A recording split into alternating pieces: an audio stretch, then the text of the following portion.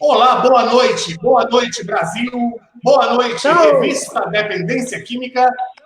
Vamos ao ar mais uma vez na nossa terceira edição do programa que está abalando as estruturas de todo mundo e trazendo muita alegria e muita paz nas noites de sábado. Sejam bem-vindos ao programa Retorno à Vida.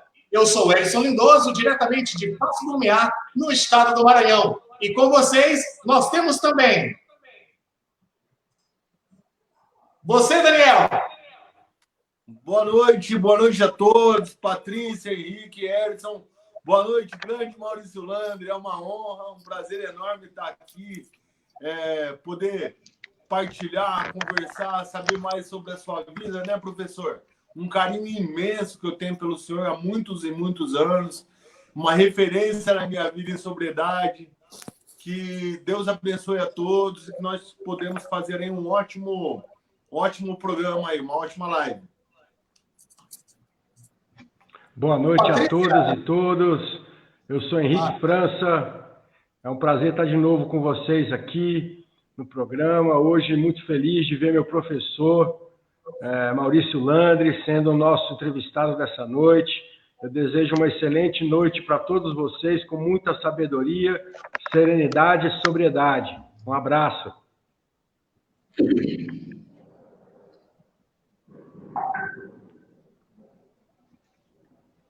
Boa noite a todos, Henrique, Elison, Daniel, professor Maurício. Muito feliz de você estar aqui com a gente hoje, poder estar aqui mais uma edição desse programa maravilhoso, que vai salvar vidas. Você é uma referência também na minha recuperação, na minha vida profissional. Foi meu professor aí no curso da FEBRACT em 2011. Uma admiração muito grande por você e pelo seu trabalho, e agora poder estar aqui com você e escutar mais um pouquinho de sua vida. Seja bem-vindo. Muito obrigado. Posso também me cumprimentar vocês e o público? Ok, muito obrigado. Né? Só lembrando que o Edson está lá no Maranhão, o nosso amigo Daniel está aqui em São Paulo comigo, a Patrícia está em Minas Gerais, e o companheiro ali, Henrique, está em Brasília.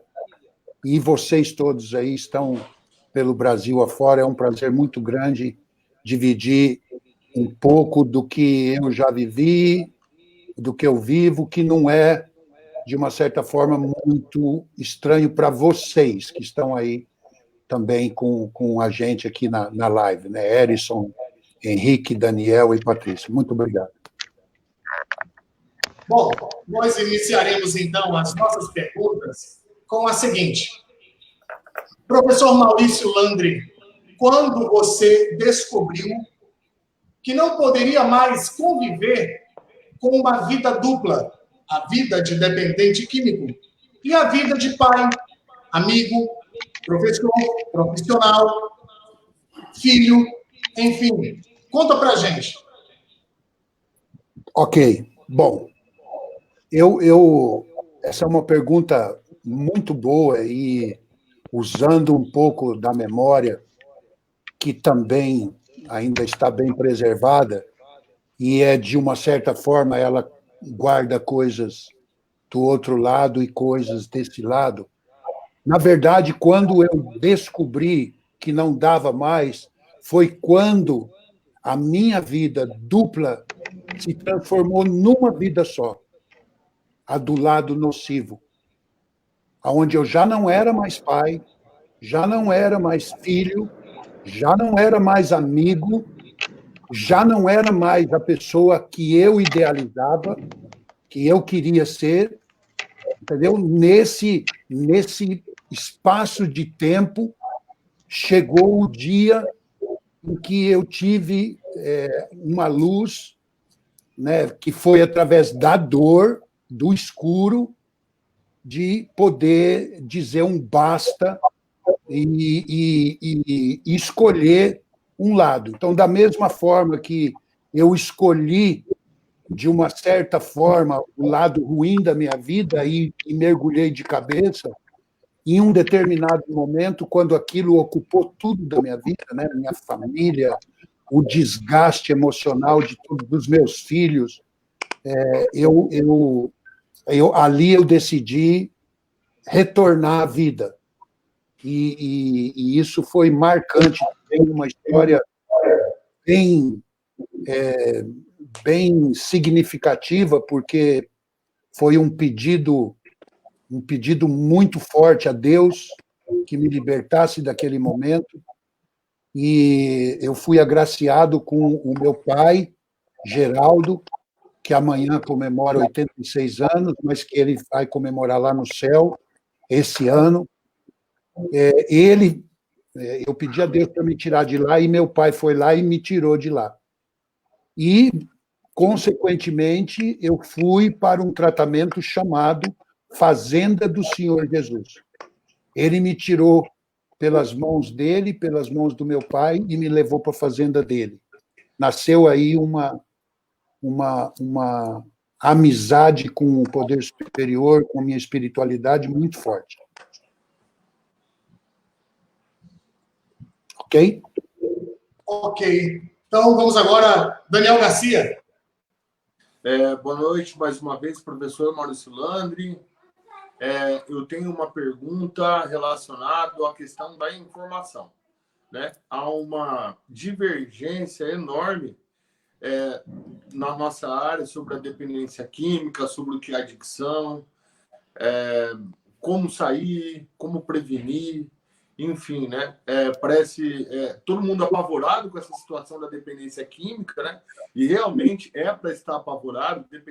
Dependência química é aterrorizante. Nós que já passamos, eu que já passei, sei como é que é. E nesse contexto nacional, né? Estadual, nacional, enfim, né? Que nós vivemos, qual é a visão do senhor em relação a essa questão, a informação? Obrigado pela pergunta, Daniel. Bom, eu estou há 23 anos.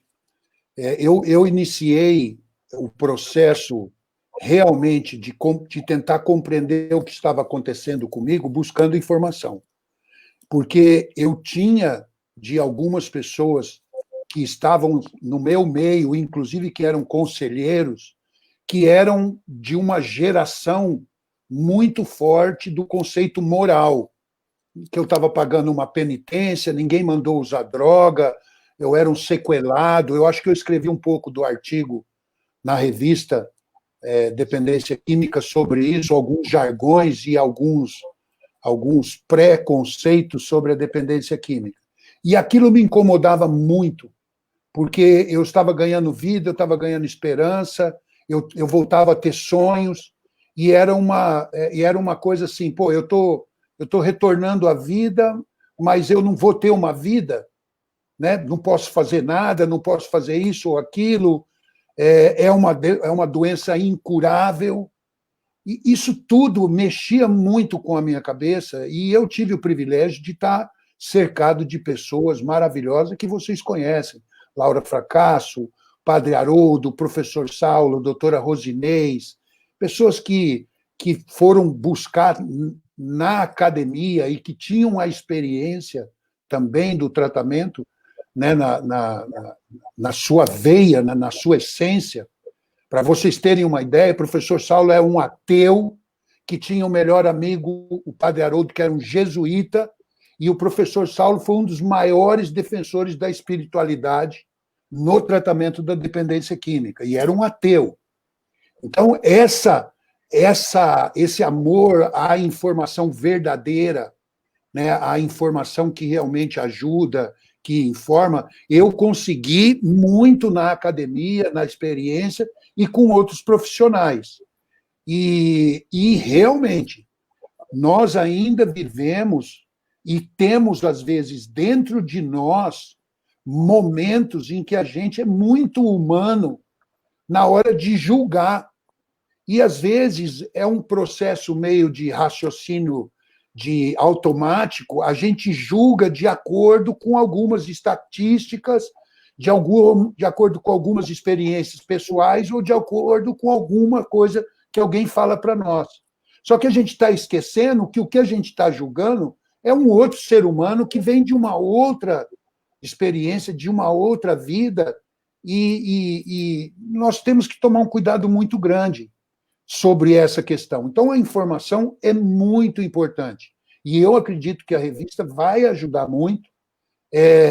Existem pessoas que não acreditam nessa questão, a gente conhece familiares que não acreditam na recuperação, e isso é do ser humano, não tem como a gente evitar isso.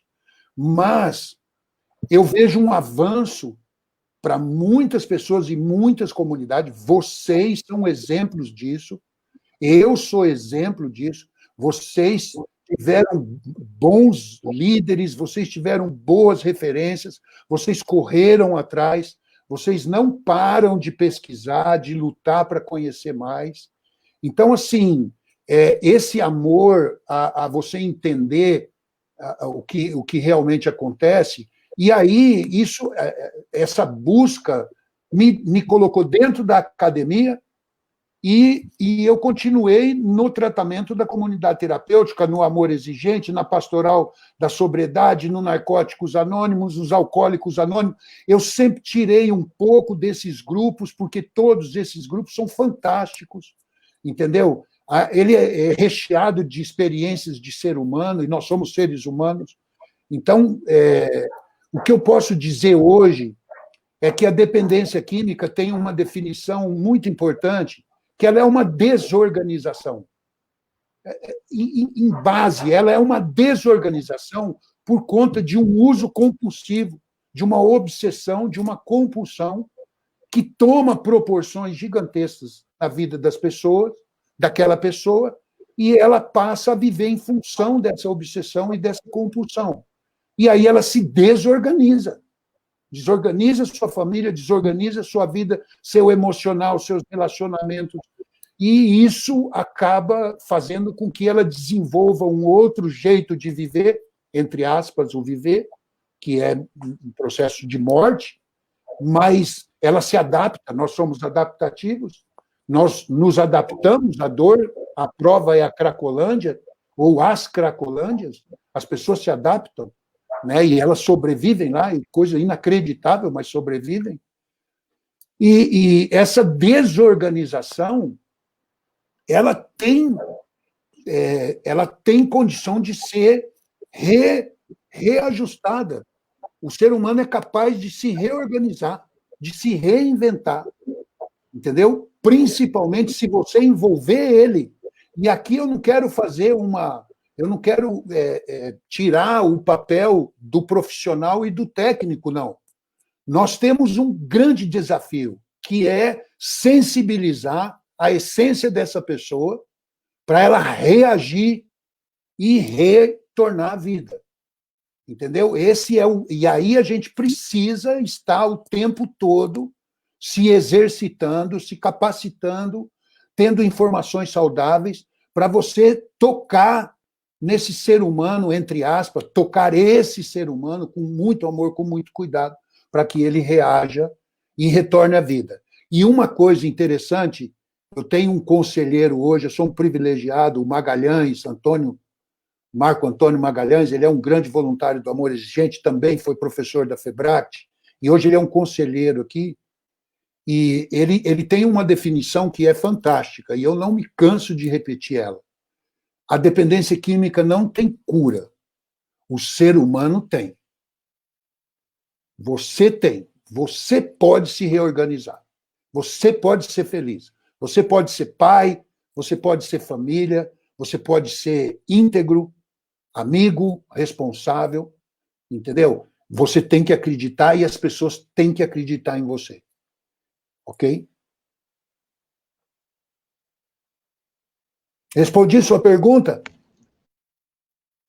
Obrigado, Maurício. Está respondido. Passo a pergunta para o próximo. O microfone. Patrícia, o microfone. Abri. Obrigado. Vou pegar um gancho aqui, né? Essa frase do professor Marco Antônio Magalhães, ela é sensacional, né? Dependência química não tem cura, mas o ser humano tem. Esse é um jargão que muitas vezes, né, os dependentes usam para, vamos falar assim... servir de muleta. Qual é a palavra? Sumiu a palavra. Validar os seus comportamentos negativos, destrutivos, a sua falta de inteligência emocional, a falta de lidar com suas emoções, né? E como que você... Isso é uma coisa que eu tenho me questionado muito, né? Eu também estou aí dentro de vários grupos, eu acredito que a unção um pouquinho de cada é a metodologia que eu utilizo para a minha vida, porque cada um tem um pouquinho de coisa boa, né? O amor exigente, a pastoral da sobriedade, a próprio carisma da Fazenda da Esperança, né? Que é a vivência da palavra, Narcóticos Anônimos, então eu pego um pouquinho. Mas tem me incomodado muito nos últimos tempos essa questão das pessoas pegar a doença da dependência química e trazer aquilo como um peso, né? E facilitar. Você acha que esse jargão não é um jargão, porque é uma realidade, né? A dependência química não tem cura. Mas eu acredito que a pessoa pega isso como um jargão e carrega. Então ela leva aqui para o lado bom e para o lado ruim. Mas você acha que isso interfere muito, na maioria das vezes, para que a pessoa, como que eu posso, não queira desenvolver, né, na sua vida profissional, na sua vida, nas suas limitações, vamos dizer assim? Isso acontece com você em alguns momentos? Como que foi isso para você no seu processo de recuperação? Claro que hoje você tem 23 anos, né, que você está nesse processo de recuperação aí, e hoje é um grande profissional também dentro da área. Mas lá atrás não era assim. Então, como que foi esse processo para você? Patrícia, muito obrigado. Eu só quero agradecer umas pessoas que estão comentando aqui com a gente. Manu, eu também amo seu marido, o Ale, o Alessandro, advogado hoje, um grande homem também. Quem está aí também é o Eliseu Marcel, de uma comunidade também que é um de vocês aí, ó, muito mais do que eu, né? Porque eu hoje tenho aqui a Santa Carlota, que eu ajudei a projetar, mas eu tive uma retaguarda muito grande, uma indicação muito grande para poder realizar. Vocês, cara, vocês vão de cara nas ruas e vão... Eu não vou falar que eu não fiz, mas vocês são grandes guerreiros, o Eliseu também é. Chama Projeto Fênix. Fantástico, Renascer das Cinzas. Bom, respondendo a sua pergunta, esse talvez seja uma muleta que muitas pessoas acabam usando para não reagir, para não realmente dar uma guinada na sua vida. E eu vou colocar outras, porque isso não é do dependente químico, isso é do ser humano. Eu sou muito pouco, eu não consigo fazer, porque o problema é muito maior do que eu. Se eu não fizer, outra pessoa vai fazer. Ou então, eu não consigo. Entendeu? A palavra eu não consigo, ela é extremamente confortável para você ficar na zona de conforto. E, de uma certa forma, você me fez lembrar, uma das primeiras coisas que eu senti foram esses testemunhos ou essas partilhas dessas pessoas usando a doença como uma muleta, como eu sou dependente químico, entendeu? Você tem que ver que eu sou dependente químico. Cara, é horrível isso, entendeu? Eu penso justamente o contrário. Eu sou bom hoje no que sou porque eu sou dependente químico. Entendeu? É justamente o contrário. Eu tive o poder de reação, reagi, e se algumas pessoas que não são dependentes têm dificuldade, elas não têm ideia do que nós tivemos. de dificuldade por conta da compulsão. Então, graças a Deus, isso também está revertendo, mas é fruto do conceito moral, entendeu? Ainda é fruto do conceito moral da dependência química. E aí tem aquela que eu sou assim, então, eu sou desonesto mesmo, eu sou manipulador mesmo, eu sou cara. Desculpa, eu às vezes até posso ser, mas é quando escapa da minha mão, porque eu não quero ser, não. E a maioria das vezes eu não vou ser, não. Então, eu quero ser íntegro, eu quero ser sério, esse é o meu desafio, entendeu? Ser um ser humano melhor a cada dia, e tenho os meus fantasmas, como todo mundo tem, né? Sou acho que eu sou o maior inquisidor do Maurício Landry, o que mais cobra ele mesmo, né? E isso também eu dou graças a Deus e ao meu pai e a toda a minha família, que eles nunca desistiram de mim, mas eles sempre me respeitaram, né? As escolhas que eu fiz, por mais que eles sofreram e por mais que eles sofressem, eles respeitaram. Eles respeitaram. E depois, e também sempre me respeitaram na recuperação. Nunca exigiram de mim uma coisa que fosse contra esse homem novo que começou a nascer, né? Então, eu só tenho a agradecer. Acredito que a família é um ponto muito importante, talvez a gente fale um pouco mais. E minha sobrinha aqui, minha Pascale Landry, é minha afilhada, filha da minha irmã mais nova, né?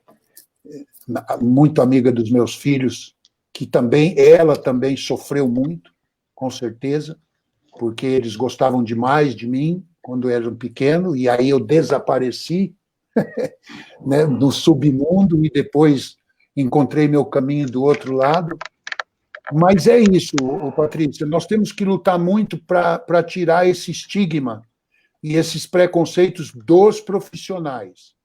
Porque eu escrevi um pedacinho num artigo da revista dizendo o seguinte: quando um membro da equipe erra e ele é um dependente químico, às vezes algumas pessoas falam, você tem que ver que ele é dependente químico, né? Agora, quando uma pessoa que não é dependente químico erra dentro da equipe, ele é ser humano, entendeu? Todo mundo tem suas falhas. Então, há ainda um pouco de preconceito, às vezes, dos próprios profissionais, né, em relação ao dependente químico como corpo da equipe. E isso a gente precisa vencer, nós dando um exemplo diferente disso. O processo não é fácil, você ser um bom ser humano. Agora, defeito todo mundo tem, né? Defeito todo mundo tem, limitações todos nós temos. E nós temos que começar a olhar isso como ser humano, não como um dependente químico. Porque é feio. É feio você achar que algum defeito de alguma pessoa é porque ele é ser humano. Entendeu? É porque ele é dependente químico. Não, nós temos os nossos problemas porque nós somos seres humanos. Concordam comigo ou não? Ou é porque você é um... Com certeza. Entendeu? Não, eu tenho dificuldade. Eu conheço pessoas que não usam droga. Aliás, as piores pessoas são as que não usam droga. No mundo do crime, no mundo do tráfico, no mundo da corrupção, entendeu? No mundo da política. No mundo da política, entendeu? São pessoas que não usam drogas, não vem com essa, não. Entendeu? Nas nossas costas, só não. Minha irmã também está aí, Vera. Eu quero saber quando é que eu vou poder fazer pergunta para o meu professor também. É agora, filho. Você é o próximo, Henrique. Legal, legal. Então, pessoal, para eu fazer a pergunta, eu preciso contar uma historiazinha pequena para vocês, tá? Eu usei drogas por 23 anos, eu estou sóbrio há 12 anos, 1 mês e 23 dias. Graças a Deus, um pouquinho da minha boa vontade, a minha família e uma comunidade terapêutica, eu encontrei a sobriedade no dia 10 de maio de 2008, eu pedi ajuda. E eu fui fazer um tratamento numa comunidade terapêutica aqui em Brasília, depois de ter passado por 3 internações psiquiátricas dolorosas, com tortura e muita desmoralização, muito julgamento moral, muito preconceito, muito sofrimento. Minha família pagando caro para eu sofrer. Inclusive, eu fui para o interior de São Paulo, fui para Minas, né? Assim, apanhei, tomei Aldol e Fenergan amarrado em cama, me tiraram a comida se eu não me comportassem, e assim, atendimento, cuidado, grupo, nada. Mas quando eu encontrei a comunidade terapêutica e me entregaram um livro intitulado Os 12 Passos, eu não precisei mais usar drogas, eu não precisei mais sofrer, e eu tirei o estigma de ter um problema moral, e entendi que eu tinha uma doença progressiva, incurável, de terminação fatal, mas que podia ser estacionada em algum momento. E ali eu tirei um fardo muito pesado das minhas costas, o preconceito dentro da família, na sociedade. E mesmo depois de ter passado 3 anos preso por tráfico de drogas, de ter vivido na Cracolândia, ter tentado suicídio muitas vezes, eu não era bom nem para suicidar, né? Enfim, eu, na comunidade terapêutica, eu descobri não só a minha recuperação, mas eu descobri também a minha vocação. Eu passei 4 meses numa comunidade terapêutica e fui às pressas para o Paraná para ver minha filha nascer. Minha filha Arela, que é mensageiro divino hebraico, hoje com 11 anos de vida, nasceu no dia que eu fiz 6 meses de sobriedade. Foi um presente do poder superior para a minha vida. Eu falo isso com muita emoção o tempo todo, porque quem tem filho sabe o que eu estou falando, e quem viveu quem vive a sobriedade para cuidar dos seus filhos sabe como tem um sabor muito mais especial, né, Maurício? Enfim, logo depois, um mês depois, no dia 10 de dezembro de 2008, tem memória, hein? Olha lá aí, galera. Eu atravessei o espelho e voltei. Fiz uso de múltiplas drogas, até heroína, crack, tudo. E quando foi no dia 10 de dezembro de 2008, eu fui para a Fazenda Brandina. Fui para a Febract, fui fazer o curso lá. E chegando lá, eu fiquei muito receoso do ambiente que me aguardava. Conheci Maurício, conheci Laura Fracasso, conheci o Padre Haroldo, conheci a doutora Rosani, conheci todos. E o que eles mais me transmitiram foi entendimento, compreensão, respeito mútuo, amor e dignidade. E eu fui fazer esse curso porque eu só sabia vender drogas. Eu só sabia usar drogas. Eu não sabia viver limpo ainda, eu tinha 7 meses limpo.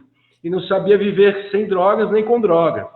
E ali eu entendi que se eu quisesse acabar com o meu sofrimento, se eu não quisesse mais derramar lágrimas de dor por carregar o estigma da dependência química, bastasse que eu enxugasse a lágrima do meu próximo. E foi na partilha, na aula com o Maurício, que ele falou o tempo limpo dele e que ele deu uma aula extremamente humilde. Eu falei, cara, quando eu crescer eu quero ser que nem esse cara. E ali eu entendi que eu precisava investir todo o meu potencial, todo o meu esforço, a minha boa vontade em abrir uma comunidade terapêutica. Eu saí da Febract 10 dias depois e voltei para Brasília e tinha um emprego, Maurício, de R$18 mil me esperando no Senado Federal. E eu falei para minha família, não quero. Como assim? Você não quer um emprego estável? Você não quer morar no bairro mais nobre de Brasília? Minha esposa à época, minha filha estavam vindo do Paraná para ficar comigo. Você não quer dar uma casa digna para sua família? Eu falei para eles, eu posso até conseguir dar no começo. Mas depois a vida vai voltar a perder o sentido para mim e eu vou voltar para as drogas. Porque eu aprendi que quanto mais fundo o adicto vai, mais para cima ele tem que vir na volta. Então eu fui viver e respirar a comunidade terapêutica morando dentro dela. Era uma fazenda emprestada por uma família, Maurício. Você até hoje não foi lá, você está devendo essa visita, hein, cara? Passar esse Covid aí, vou te arrastar. Uma fazenda emprestada por uma família, com uma casa só e um canil. Eu reformei esse canil e morei com a minha família 7 anos dentro dele. E me entreguei de corpo e alma ao conceito, à essência e à vivência da comunidade terapêutica. E hoje a Salve-se, ela já acolheu mais de 7 mil homens e tem 138 leitos, 138 vagas. Vive cheia e vive com lista de espera. São 30 pessoas na equipe com CLT, apoio de 3 convênios, governo federal, estadual e distrital, com casa de reinserção social e, principalmente, com cuidado das famílias. Eu sou fundador do grupo Salvando com AE, que é um grupo de AE que tem há 12 anos também. E lá a gente atende simultaneamente mais de 100 famílias todos os sábados. Agora estamos com reuniões virtuais por conta do Covid. A minha pergunta, Maurício, agora estamos abrindo a feminina, né, a Casa Maria de Magdala, a unidade feminina para 34 mulheres, mães nutrizes, gestantes, mulheres trans e com crianças, né? A minha pergunta, Maurício, você não sente falta de dar aula? Porque outros, como eu, precisam do teu apoio. Porque o que você fez na minha vida reverberou em todas essas vidas que eu já atendi. E nas muitas que ainda eu tenho certeza que eu irei atender. Então, a gente queria te fazer essa pergunta e te fazer uma proposta. A gente começar a montar aí vídeos, aulas, e começar a tocar mais almas, meu irmão. E aí, o que você nos diz? Bom, a primeira pergunta. Primeiro, eu quero dizer o seguinte. O seu exemplo é um exemplo fantástico, né, de perseverança, de determinação e um despertar espiritual também, porque... Eu vou ser bem sincero, não quero parecer uma falsa modéstia, porque eu acredito que Deus me deu um grande talento, que foi ajudar pessoas a despertar o que elas têm de bom dentro delas, né? Então, na verdade, eu sou um instrumento nesse sentido, e você tem um dom muito forte. E eu fico muito honrado, e eu sei que Deus escuta essas palavras nossas, né? Porque em algum momento eu quis ser o bom exemplo, entendeu? Eu fui muito mau exemplo, né? Muito mesmo, né? E assim, pessoas acabaram desenvolvendo vícios e jeitos e situações de levar a vida de uma forma que não foi muito saudável. Perdi amigos, né? Perdi pessoas por conta desse tipo de situação. E, em algum momento, eu quis ser uma pessoa ao contrário. Então, quando você fala, e outras pessoas falam, eu já tive assim... Eu não sei o que eu significo para as outras pessoas, a não ser quando vocês falam, né? Eu sei o que eu me expresso, eu quero ser um grande instrumento do saber, da esperança, da qualidade, da integridade. Eu quero ser um instrumento. Então, o que eu recebo, eu dou, né? Tenho uma dificuldade muito grande no mundo capitalista, né? Porque não dá para dar preço para essas coisas que a gente faz. Não tem preço isso, né?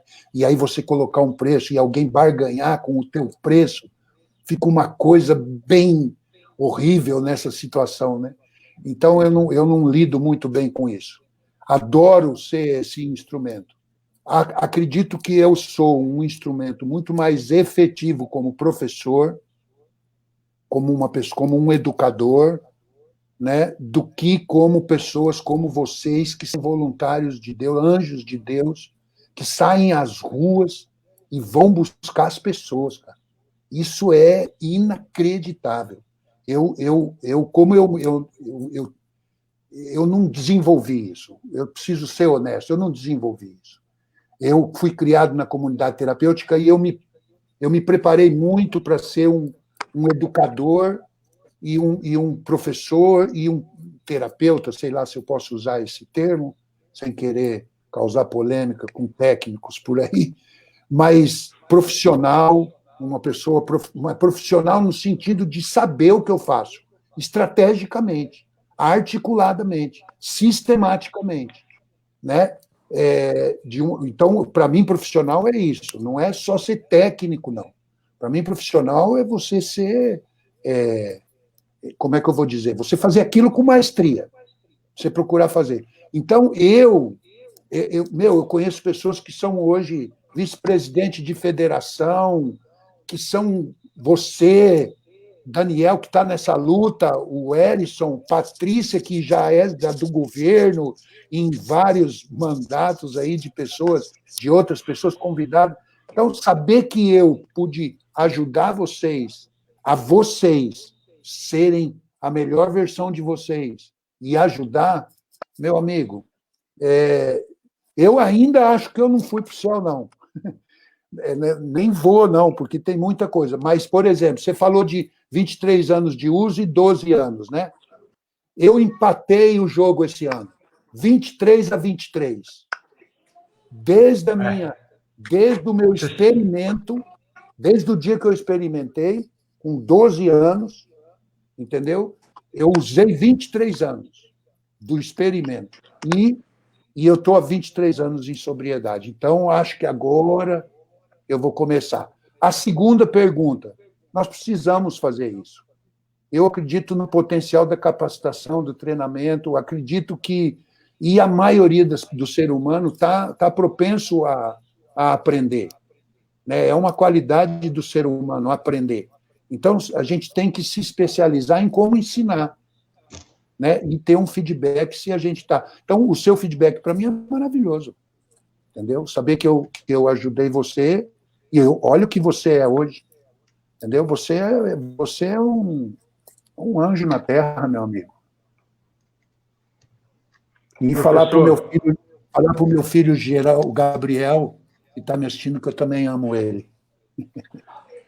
Professor, para concluir, eu acho que eu não estou fazendo mais que a minha obrigação. A gente servir o nosso próximo é a melhor maneira da gente se transformar, né, e melhorar a cada dia.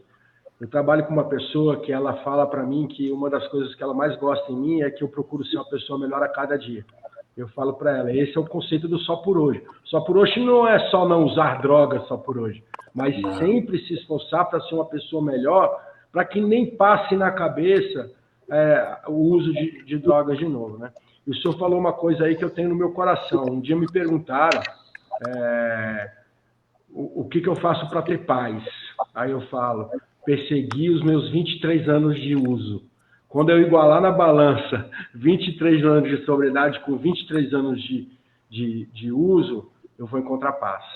Por enquanto, eu não tenho paz. E o fato de eu não ter paz que me faz trabalhar tanto para a busca dessa paz. Obrigado, viu, professor, pelo teu legado. Vamos em frente e vamos dar aula junto. Eu acho que eu consigo passar um pouquinho do conhecimento que eu venho adquirindo aí esses tempos. Prazer imenso, viu? Obrigado. Que legal. Professor Maurício, me despertou uma pergunta agora, me permita? Claro. Qual é a impressão que você está tendo atualmente da política sobre drogas nacional, no sentido dessa mais nova convenção tratada, esse acordo tratado entre a Senapred e a OEA, que aconteceu agora, me parece que foi ontem, ou antes de ontem, né, Daniel? Né, Patrícia? Qual é esse vislumbre que você tem, né, enquanto profissional que está atuando diariamente, dioturnamente, nesse contexto, não só do lado docente, mas também lidando com famílias, lidando com pessoas, com dependentes químicos, pessoas em situação de rua. E agora nós temos aí uma nova proposição, uma nova proposta em nível internacional. Comenta para a gente aí essa situação. Bom, eu participei muitos anos da FEBRACT, e em anos que me ajudaram a conhecer diferentes lugares, né? Colômbia, Peru, a Espanha, a Itália, e vários serviços nesse lugar. Depois disso, também tive na Irlanda, na Inglaterra, em alguns outros lugares. E eu vou dizer uma coisa para você: o Brasil é o grande país da esperança da humanidade em todas as questões. É o maior produtor do mundo e o que tem só usa 30% da sua terra. É a população mais versátil à crise, à intempéries, e, ao mesmo tempo, é a que tem uma esperança muito grande de viver cada vez melhor. Então, nós temos um potencial, e aí, levando para o tratamento, para a comunidade terapêutica e para a política, o Brasil pode ser realmente o grande exemplo para o mundo da importância da diversidade no tratamento e no sentido, inclusive, de comunidade terapêutica. Esse passo com a OEA, a CICAD, é um desfecho de muitos anos. A OEA e a CICAD já olha para o Brasil, para as comunidades terapêuticas e para essa questão de criminalidade, drogas, violência e juventude há muitos anos. Eu ajudei a formatar cursos para o Brasil através da FEBRACT, que foi um financiamento da OEA, da CICAD, da ONU-DC e UNO-DC, desculpa. Então, assim, eu tenho uma grande preocupação, Hérison, com o que nós estamos vivendo hoje. Nós temos a melhor secretaria de política sobre drogas que nós já tivemos em todos esses anos. Eu sou do tempo lá do general... Como era o nome do general? Que era o secretário da Senad. Eu esqueci o nome dele. Meu Deus do céu, alguém escreve aí que eu leio aqui o nome dele. E da Paulina... Aí depois... Não entendi. A Paulina, depois Como? Eu não lembro. O Marx? Não, esse foi um grande Vitor Maximiliano, daqui de São Paulo, foi um grande secretário que fez, inclusive, a aprovação no Conselho Nacional de Política sobre Drogas do marco regulatório. CONAD 01. Isso, o marco regulatório 01. E agora nós temos o doutor Quirino, que é meu amigo. Se nós não tínhamos uma secretaria que olhasse para os dependentes químicos, hoje nós temos um cara que veio da saúde mental, que é um psiquiatra, e que conhece esse trabalho que a gente está executando hoje, conhece os grupos, e acredito que vai fazer uma boa utilização dessa parceria com a OEA CICAD, né, que trata sobre prevenção, sobre cuidados, sobre a inserção no mercado de trabalho, coisas que nós temos que evoluir. Então, a minha preocupação hoje, Hérison, não é essa. A minha preocupação hoje é que, depois de muitos anos lutando pelas comunidades terapêuticas pelo Brasil, nós estamos vivendo um momento em que o Conselho Estadual de Políticas, General Uchoa, Edson Costa é vice-presidente da FETEB, que está lá no Rio Grande do Sul, Federação das Comunidades Terapêuticas. Exatamente, fez o curso também, é um grande... Esse é outro também que... General Uchoa, isso, foi o primeiro secretário da política sobre drogas no Brasil, da Senad, Secretaria Nacional Antidrogas, que virou sobre drogas e aí foi evoluindo. Mas, voltando, nós temos hoje alguns movimentos de pessoas que estão à frente de governo e de federação, engessando o modelo de comunidade terapêutica, né, colocando como se funcionasse só daquele jeito. E isso foi uma luta de muitos anos para isso não acontecer. A nossa primeira luta, há 11 anos atrás, foi contra a RDC 101, que era uma RDC muito rígida. Aí nós mudamos para a RDC 29, que esqueceu o nome Comunidade Terapêutica. Aí a nota técnica 55 incluiu a nota técnica e explicou quem eram os coordenadores técnicos e quem poderia trabalhar nessa área. Agora me vem um conselho com uma pessoa escrevendo toda essa questão e compartilhando politicamente para outras pessoas. Os textos são Ctrl+C, Ctrl+V em diferentes lugares, querendo engessar o modelo comunidade terapêutica. Ou seja, comunidade terapêutica é o que eles acham que é. Não é o que ela é. É o que eles querem que ela seja. E está repetindo um movimento de fora, da Argentina, de vários lugares, que perdeu a essência da comunidade terapêutica nos seus países. Então, nós temos hoje o maior leque de diferentes metodologias na comunidade terapêutica, pessoas missionárias, pessoas voluntárias, pessoas técnicas, pessoas assalariadas, pessoas por prestação de serviço, ou seja, essa diversidade, essa possibilidade jamais pode ser perdida. Entendeu? Então, eles estão viajando, porque eu acho que eles querem escrever o nome na história, entendeu? Absurdo. Eu não quero escrever meu nome na história. Eu com todo o respeito, eu quero que a gente faça o melhor possível, sempre melhor. Então, nós temos que tomar muito cuidado com os conselhos para defender a política federal. Nós conseguimos a legislação, a Lei 13.840, o marco regulatório, a RDC 29, conseguimos o financiamento, os editais. Aí me vem um Estado que cuida de 60 comunidades terapêuticas, entendeu? Modificando a metodologia dessas comunidades para receber dinheiro, fazendo parceria com a Secretaria de Desenvolvimento Social, entendeu? Nós estamos na saúde, complementar a saúde. Cara, é uma loucura o que estão fazendo aqui. É inclusive inconstitucional, porque nós vamos lutar contra isso. Então, esse é o maior perigo nosso, querer imitar pessoas que nós temos que fazer o nosso trabalho. Entendeu? A Espanha, a Itália, Portugal, a Argentina, a Argentina. Brasil, meu amigo, Brasil é o país do futuro. Eu sou otimista e nós não podemos deixar isso acontecer nos conselhos estaduais.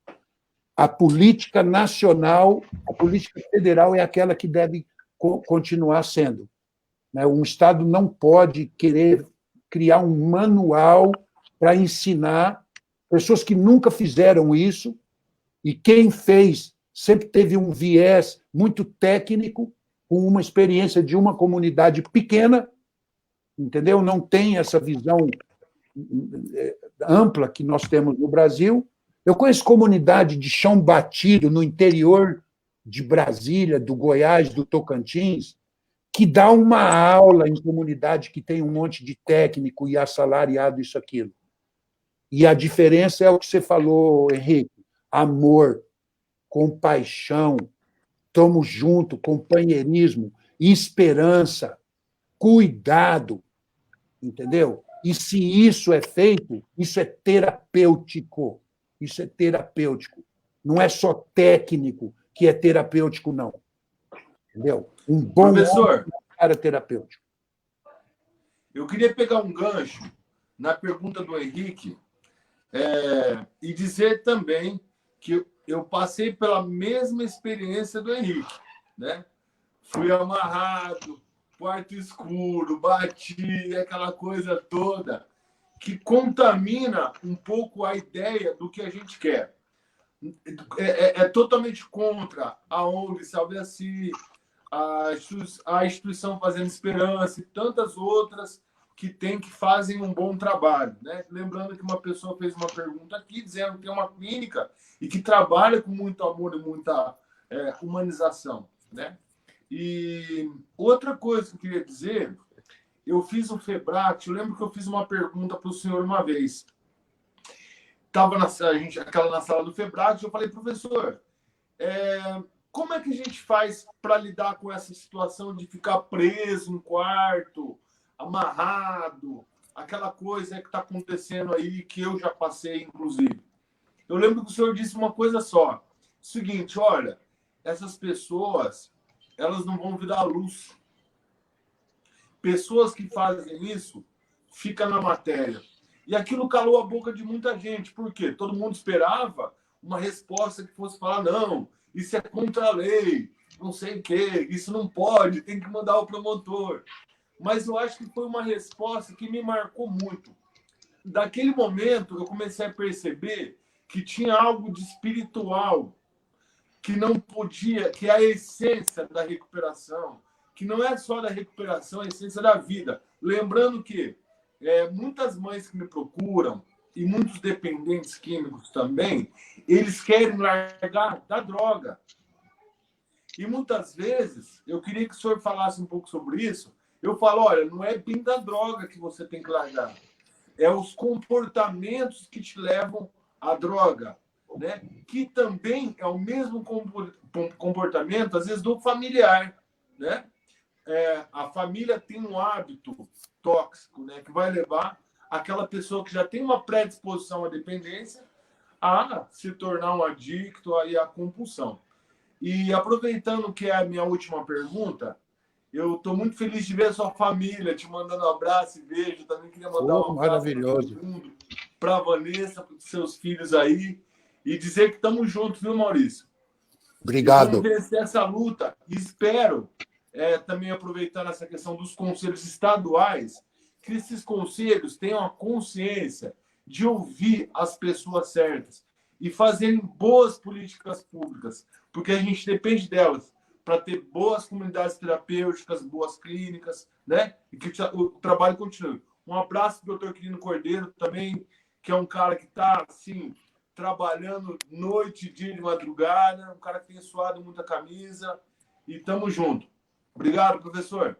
Obrigado, Daniel. Deixa eu colocar uma questão muito legal. Primeiro, eu preciso lembrar, você lembrou da Vanessa, mas eu já estava com ela aqui na cabeça, e eu preciso lembrar dela, porque ela, além de ser uma pessoa que também está há 20 anos se capacitando para ajudar mais pessoas, também tem uma veia, né, que é inacreditável. Eu fico espantado com o poder que ela tem de ajudar pessoas. Ela é uma pessoa incansável que não me deixa desistir de ajudar, entendeu? Então, às vezes, eu gostaria de não ter tantas dificuldades assim, eu não gostaria de estar me envolvendo. Está muito difícil eu falar sobre essa questão do Conselho Estadual do meu estado. Eu conheço o presidente, eu conheço o vice-presidente, eu conheço a maioria das pessoas lá, e é muito triste ver isso. Muito triste, entendeu? Não ser chamado para conversar, não ser levado em conta. Nós chamamos o secretário do Desenvolvimento Social, ele veio, nós fizemos uma reunião com a Confenact, a Confederação Nacional, ele não deu ouvido, o caminho foi por outra estratégia, e eles estão fazendo uma coisa. Eu acredito até que eles acreditam nisso. Você entendeu? Que essas pessoas acreditam nisso. Mas elas estão fechadas em ouvir as outras pessoas. Elas estão ouvindo só elas. Elas não estão ouvindo a gente. Elas querem desenhar um modelo que elas imaginam e não olhar o modelo existente. Então, e a Vanessa, ela fala assim, se você desistir, quem que vai botar fogo igual você bota? Quem que vai questionar isso, aquilo, entendeu? E é verdade. Porque tem hora que eu me canso, cara. Eu, quando saiu a Lei 13.840, eu falei, bom, agora eu vou cuidar de dar aula, Henrique, vou cuidar da Santa Carlota, vou ajudar na consultoria da Fazenda da Esperança. Aí me vem essa bomba dos conselhos estaduais de novo, entendeu? Aonde a gente precisa arregaçar a manga, se unir e ir contra toda essa questão. Por outro lado, você falou dos comportamentos. Estamos juntos. Você falou dos comportamentos. Eu vou dizer uma coisa nesses anos que eu aprendi com o Padre Haroldo e com experiência. E com uma questão, é o seguinte, o que nós buscamos, e tem a ver com o que o Henrique falou, o que você busca ou o que você encontra na droga? Essa é uma grande pergunta, porque é isso que nós precisamos realinhar para a vida, entendeu? Porque se eu busco prazer, se eu busco segurança, se eu busco liberdade, se eu busco anestesia, se eu busco, como é que eu vou dizer, desinibição, entendeu? E a droga, ela tem um poder para me ajudar nesse aspecto. Eu preciso, o tratamento justamente é eu encontrar um grande motivo e o grande tesouro para que os meus comportamentos comecem a seguir esse objetivo, essa liberdade, esse prazer, essa desinibição, essa coragem, entendeu? E aí eu me reorganizo, o meu comportamento se adapta ao meu sonho. E eu não tinha, o meu sonho, com todo respeito, era dane-se.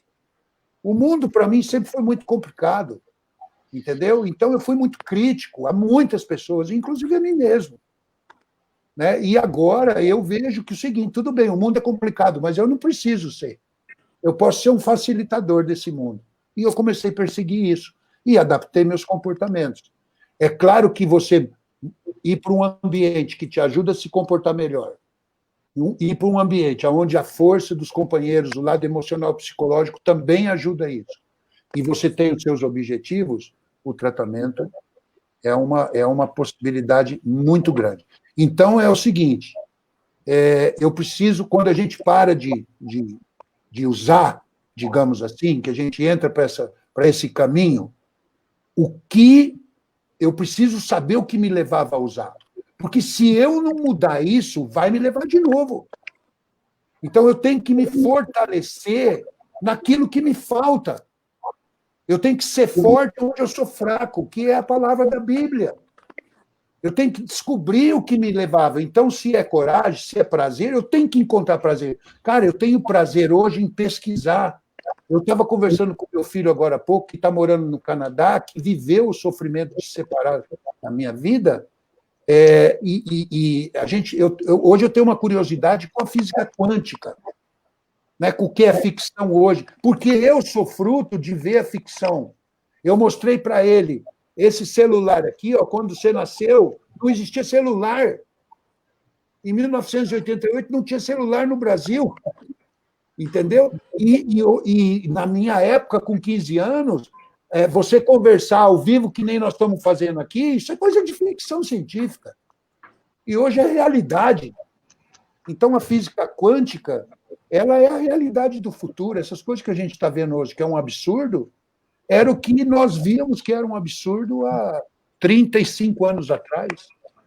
Então, sim. Cara, eu preciso explorar de ti essa informação. E nós não podemos também ultrapassar tanto o nosso tempo, né? A gente tem que ter esse cuidado. Mas, assim... Eu quero fazer a pergunta. Seu filho, né? Seu filho está lá no Canadá. Seu filho está inserido em um contexto social. Seu filho está inserido em um contexto econômico global. E me veio aqui a lembrança do seguinte: a inserção e a reinserção sociofamiliar. Nesse exato momento no país, dentro daquilo que você tem tratado. A gente viu aqui a Sandra falando sobre a importância do Conselho Estadual. Pegou o gancho do Daniel, que acabou de falar da importância dos conselhos, né? E eu me faço agora essa lembrança e esse pedido para que você explore esse contexto. O rapaz, a menina, o homem, a mulher, está dentro do momento do tratamento, seja na comunidade terapêutica, no grupo de mútua ajuda, no CAPS, que está fazendo uma ampla ação e tal, e aí ele vai ser reinserido ou inserido. Muita gente não está inserida, principalmente no sentido da internet, das redes sociais e tal, mercados que estão ampliando cada vez mais. Como é que está essa reinserção dessa pessoa que está no tratamento? Outra coisa, existe reinserção familiar? A família pode ser reinserida? Ela pode ser reinserida no mundo dela? Conta pra gente esse detalhe bem. Cara, fantástico essa que você colocou agora sobre a reinserção da família, Eu vou dizer o seguinte, depende dela, entendeu? Porque a família tem uma diferença, ela é codependente, né? A família tem uma diferença muito poderosa do dependente químico, em dois aspectos. Ela não usa droga, mas ela tem desenvolvido mecanismos de racionalização, projeção, negação, igual o dependente químico, entendeu? Então, eu vou dar um exemplo. A família também mente sobre o dependente químico, para o patrão, para os amigos, ela também se isola da sociedade, entendeu? Ela também acredita na mentira. O dependente acredita na mentira, às vezes, que ele fala naquele momento que ele vai parar, a família acredita e dá chance de novo. Então, ou seja, falta para a família assumir essa questão. O dependente químico deixou de ser o problema da família a partir do momento em que a família desenvolveu o seu problema, que é a codependência. Isso parece meio muito louco, mas é dessa forma. Tanto que, se você pegar o Amor Exigente, Pastoral da Sobriedade, o que você vai encontrar nos grupos é: família, olhe para você, o que você pode fazer, o que você tem que mudar, o que você precisa desenvolver, entendeu? Então, a família precisa assumir essa questão, né? Parar um pouco de olhar para o dependente químico como a droga da sua vida e começar a colocar na sua vida a luz da sua vida, entendeu? E dar atenção a todos, aos outros filhos, à sua própria vida, à sua dignidade, e se reinserir e perder um pouco esse medo de quebrar o anonimato, né? Tem dependente químico que se esconde da doença, ou do estigma, ou do preconceito dos outros. E eu prefiro sempre... A única vez que eu tentei preservar o meu anonimato, a Rede Globo colocou aquela mascarinha no meu rosto, e justamente na época em que aquele menino aparecia do movimento Parceria contra as Drogas, assim, que ele falava assim: com droga, sem droga, com droga, sem droga, entendeu? Fazendo um estigma mesmo, escondendo o rosto, né? E minha filha me viu eu com aquela coisinha, preservando meu anonimato. E ela chamou a família inteira. Minha filha, que chama Verônica, que é a minha segunda, que está em Goiânia, é arquiteta. Meu filho é Geraldo, que está no Canadá, ele é analista de sistema, fantástico. Minha filha também. Tenho que citar os outros agora. Giovanni, que é o meu filho da Vanessa, que é meu filho, que é um esportista de performance mesmo, de bruta, que está em Campinas, e tem o Gabriel, que é o Rapatacho, que é meu filho com a Vanessa. Então, eu acho que até me perdi. Falei da família, acabei perdendo um pouco o fio da meada do que eu estava falando. Alguém lembra o que eu estava falando? Você, telespectador aí... Eu não lembro o que eu estava falando antes de lembrar. Você estava falando do processo... Da família, né? Você estava falando da importância da reinserção da família dentro do processo, né? Isso só aproveitando só, responder a pergunta do Nair Neto. Ele quer saber também, professor, se a família dificulta o tratamento do dependente químico, muitas vezes. Sim e não. Sim e não. Da mesma forma que a própria equipe. E da mesma forma que, às vezes, o próprio dependente químico. É muito relativo. Por isso que eu volto na sua pergunta, por isso que a informação é importante. O grande segredo de uma vida saudável, de um bem viver, é viver bem. Entendeu? Então, eu vou dar um exemplo. A minha dependência... Eu conheci uma droga no Mato Grosso do Sul chamada pasta base, por acaso. Por acaso. Eu estava procurando outra droga e só tinha aquilo no Mato Grosso do Sul. Eu acabei pegando, e essa droga, que foi o meu grande desmoronamento na época, foi o que premeditou não, foi o que precipitou o final. Olha o meu filho aí, ó. Olha o meu filho aí, o Geraldo, que está lá no Canadá. Estava conversando com ele agora há pouco. E aí, ele me precipitou quando eu conheci essa... Toda vez que eu olho meus filhos, eu perco o que eu estava falando. O que eu estava falando? Qual a sequela? O que eu estava falando? Quem me lembra? Vocês também estão ouvindo e não estão gravando o que eu estava falando? Você estava falando, eu sei. Deixa eu falar. Você estava falando, a pergunta foi se a família dificultava ou não o processo de recuperação. Sim e não. Correto? E você estava explicando que às vezes sim e às vezes não. Sim. Então, deixa eu até completar, porque se a família ajuda ou não. Então, que você experimentou a pasta base. Que eu experimentei a pasta base e ela me precipitou. Então, eu sou um alcoolista, na verdade, de base. Entendeu? Eu fui criado numa cidade onde o álcool é o chafariz da cidade, entendeu?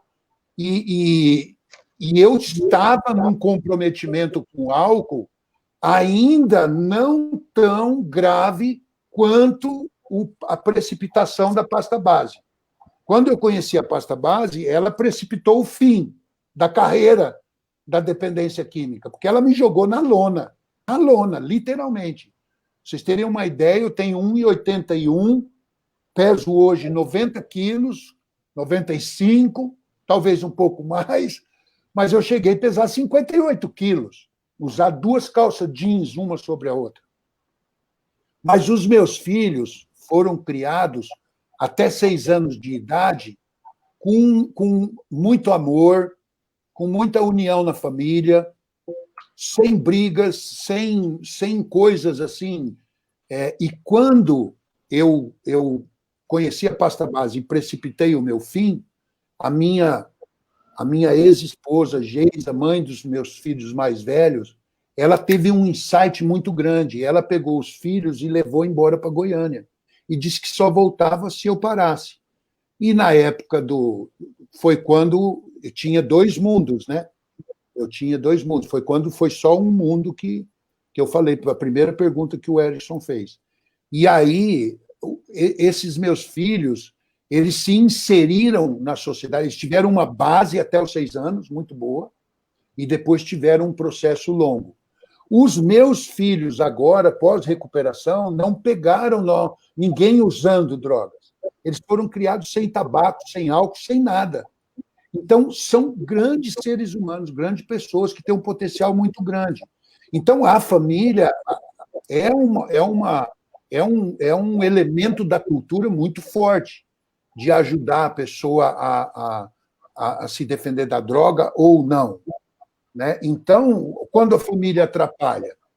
Quando não existe essa unidade, esse respeito um com o outro e essa comunicação, né, onde a gente tem distorções. Aí vamos fazer um link em tudo que a gente já falou. A questão da informação. Né? A família carrega ainda muito a dor e a reatividade da dor. Né, e o preconceito da sociedade, a imagem, né, nossa na sociedade. Para o dependente químico, a primeira pessoa que ele precisa encontrar é ele mesmo. Entendeu? Agora, para ele se fortalecer, ele vai precisar de vínculo, ele vai precisar de estudo ou trabalho, ele vai precisar de outras questões que são a questão da profissionalização, da reinserção social, criação de vínculos ou restabelecimento de vínculo com a família. E aí tem um leque, e volto a repetir, depende muito deles. Uma coisa importante, que eu fui criticado há alguns anos atrás e que hoje eu acho que vocês vão me entender. Nós estamos vivendo um momento em que a família em si ela está bombardeada de muitas coisas que fazem com que a gente não tenha aquela família no nosso ideal. Entendeu? Então, tem gente que já nem tem mais vínculo com família e que só vai reconquistar o vínculo se ele reconquistar o vínculo com ele primeiro. E depois o vínculo vai vir com o tempo e essas questões.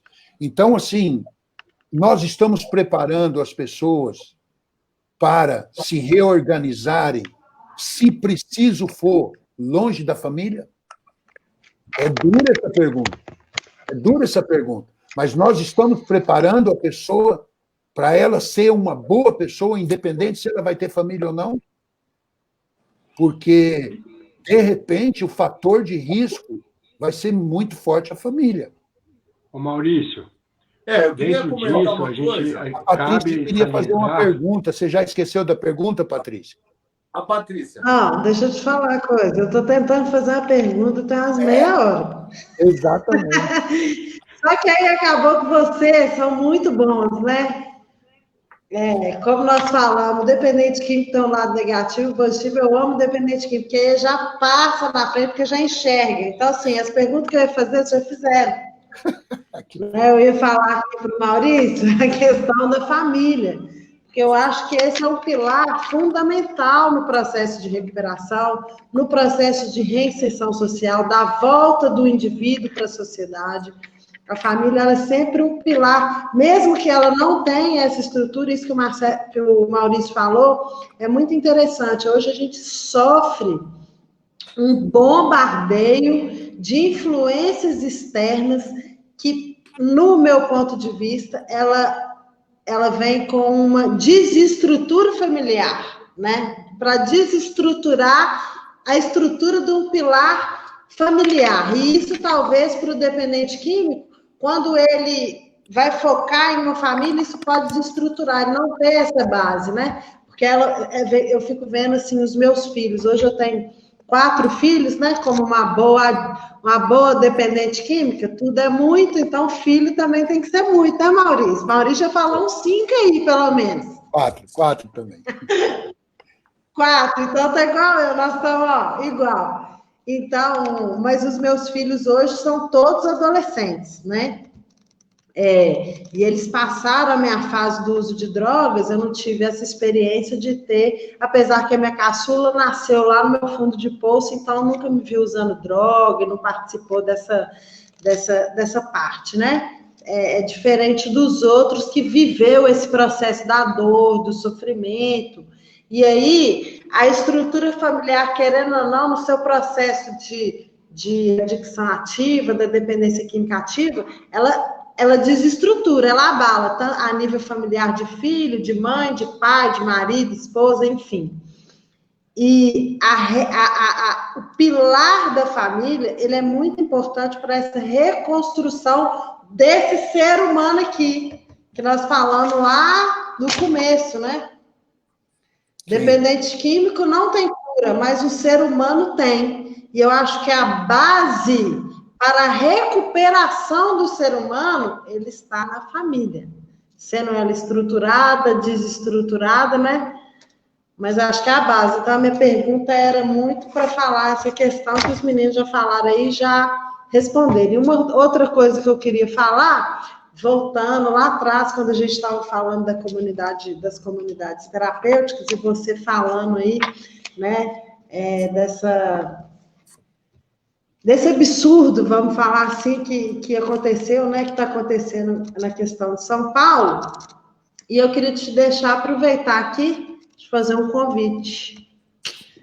Diante do que aconteceu aí em São Paulo, né, e hoje eu estou, assim, lá no governo de Minas, né? Eu não estou como subsecretária mais, mas eu estou agora como superintendente, e eu, particularmente, que cuido de toda a rede das comunidades terapêuticas no estado de Minas. E aí, para contrapor esse manual de São Paulo, eu propus no meu plano de entrega do governo de Minas também fazer um manual das comunidades terapêuticas em Minas Gerais. Porém, esse manual será construído por técnicos e pelas federações das comunidades terapêuticas. E aí eu quero te fazer um convite para você estar participando conosco nessa construção, porque eu acho que talvez esse possa ser um pontapé para que a gente leve um outro exemplo para o resto do Brasil, né? Então, minha parte de contribuição que eu posso fazer é essa, e eu queria te fazer esse convite, aproveitar aqui o ensejo de fazer esse convite. Bom, muito obrigado, é uma honra receber esse convite. A gente só precisa ver como que eu consigo responder a isso com qualidade, mas eu aceito. Quando a gente fala em família, eu sou assistente social, e a família, existe uma definição hoje na família que são os novos arranjos. Como que as pessoas se reconstituíram numa unidade de parceria com pessoas. Então, assim, nós temos algumas questões em comunidades, em alguns tratamentos, que enxerga a família só como pai, mãe e filhos. Mas existem pessoas que têm um poder muito maior sobre aquela pessoa, que tem um vínculo. Às vezes, é o companheiro ou a companheira dela, às vezes são os filhos, às vezes é o patrão, às vezes é um amigo, né? Às vezes é um grupo de amigos que ajudam essa pessoa. Então, são os vínculos que essa pessoa tem que ainda podem ser um grande fator de proteção. Cabe a nós ajudar a identificar esses vínculos e a reforçar. É claro que o pai e a mãe têm uma importância muito grande na vida de todo mundo, né? Alguns têm marcas trágicas e alguns têm marcas que foram de uma educação fantástica. Meu pai e minha mãe, eles, no fundo, eles se preocuparam com a vida, mas em função dos filhos, né? De todas as formas. Não saímos, talvez, como eles queriam, mas eles se esforçaram muito. Eu espero hoje estar melhorando e ajudar meus irmãos e irmãs a melhorar também. Mas a família são aquelas pessoas que estão do nosso lado, estão junto com a gente. Então, às vezes, a namorada ou o namorado daquele indivíduo é a pessoa com o vínculo mais forte. E, às vezes, essa pessoa não pode entrar na comunidade ou no tratamento, ou ela não é reconhecida no tratamento. Então, nós temos que tomar muito cuidado com isso. Não é liberar geral, mas, ao mesmo tempo, saber identificar junto com ele quem é importante na vida dele. E um processo de reconstrução. Eu demorei 23 anos para encontrar o processo de saída, né? E, digamos assim, 2 anos terríveis, né, da pasta base na minha vida. Eu não conseguiria reorganizar minha vida em 6 meses, né? E algumas coisas demoram mais, né? Eu fui estudar, fui fazer um monte de coisa. Então, é muito legal, é muito legal essa questão. Obrigado pelo convite, viu, Patrícia? Eu espero que a gente faça um grande manual para que a gente possa realmente ajudar essas pessoas da melhor maneira possível e respeitando o que cada uma tem para dar. Você falou da Fazenda da Esperança. Eu tive muita dificuldade na questão da religião no início da minha formação. Cara, quando eu conheci a Fazenda da Esperança, que eu mergulhei no tratamento... apaixonou.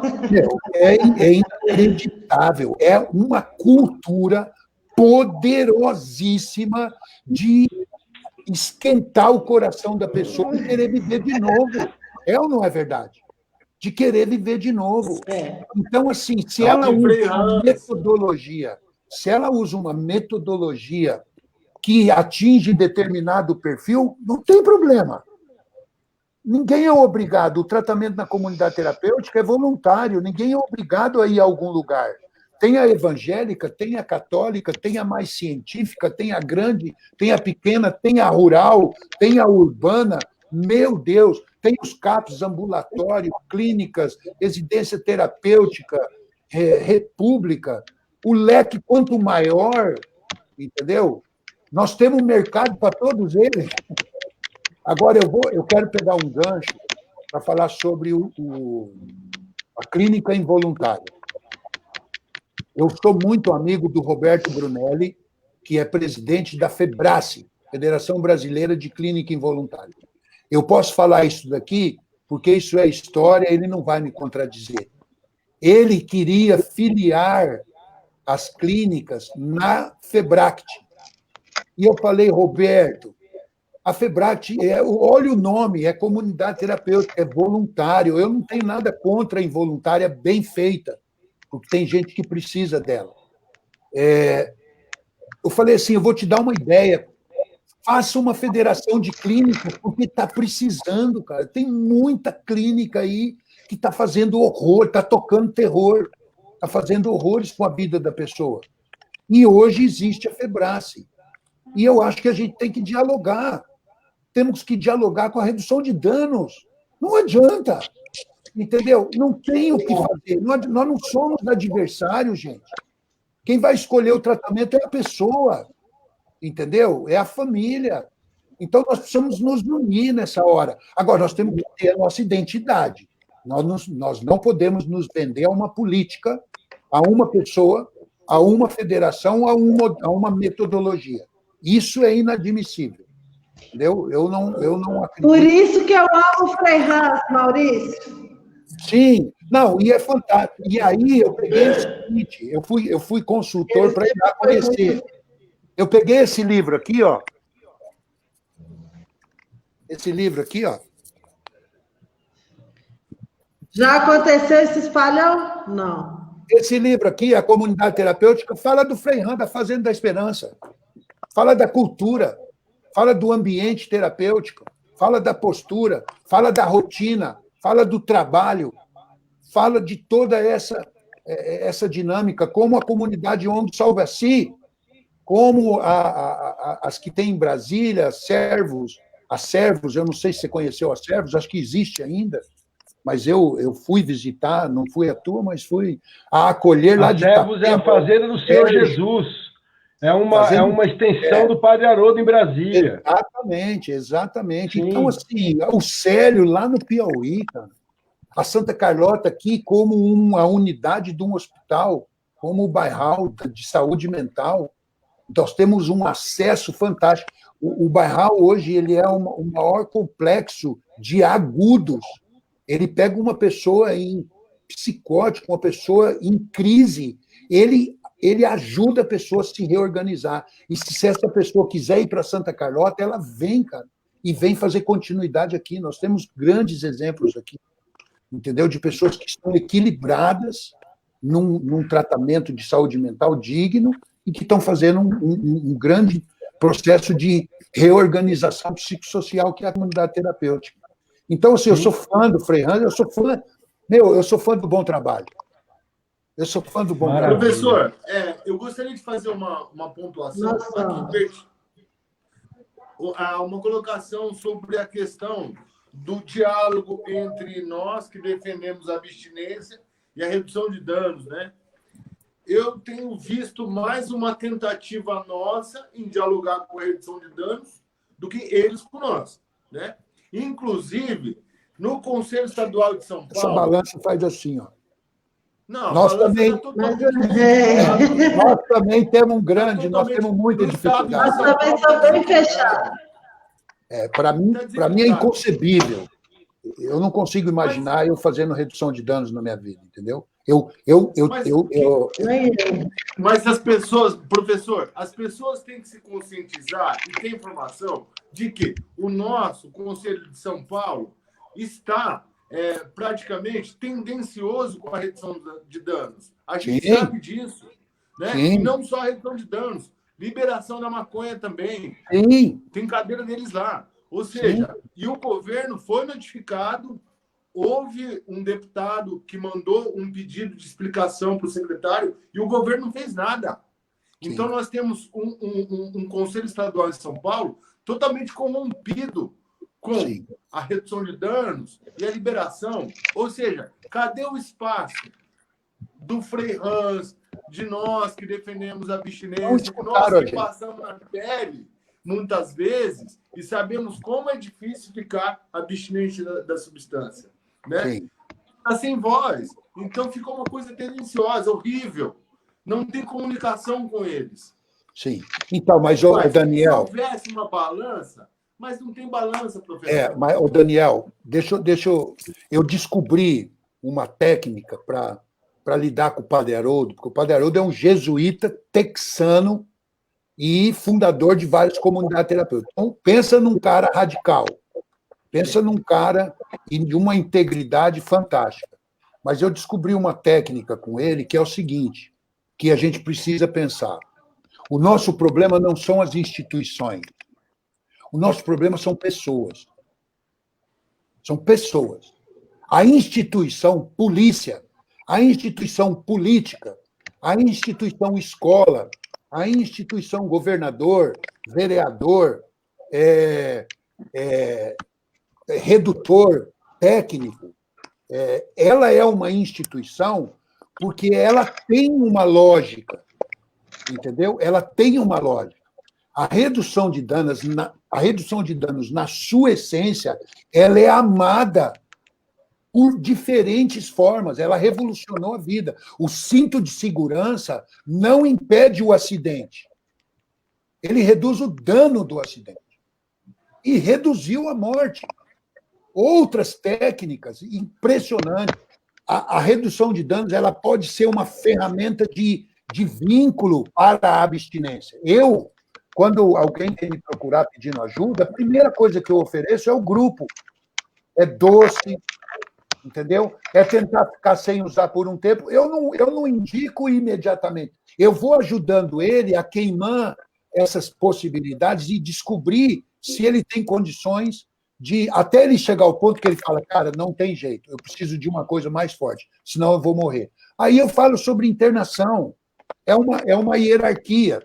Então, assim, nós temos problemas que estão à frente da redução de danos hoje, que são problematicíssimas, são ideológicas, entendeu? São contra a abstinência. Isso é horrível. Isso é horrível. A dependência química é a única doença crônica, entendeu? Que essas pessoas defendem a redução de dano. Por exemplo, para um diabético, a primeira orientação é não use, não coma doce. É a abstinência, é o melhor remédio. É o melhor remédio. Agora, para a droga, não, usa pouco. Não precisa parar de tudo, não. Afinal, nós somos humanos. Cara, nós não somos Só humanos. aquela mais leve. Nós não somos humanos mais. A dependência química não tem cura. A diabetes não tem cura. A hipertensão não tem cura.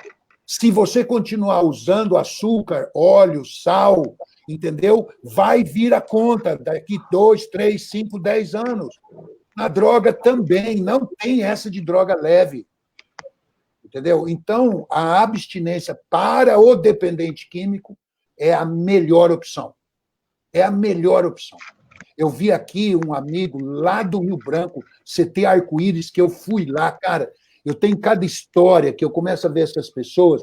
Esses caras fizeram uma vaquinha entre 5 comunidades, uma do Santo Daime, uma da Febract, uma masculina e uma feminina da FETEB, e uma que estava lá no meio termo.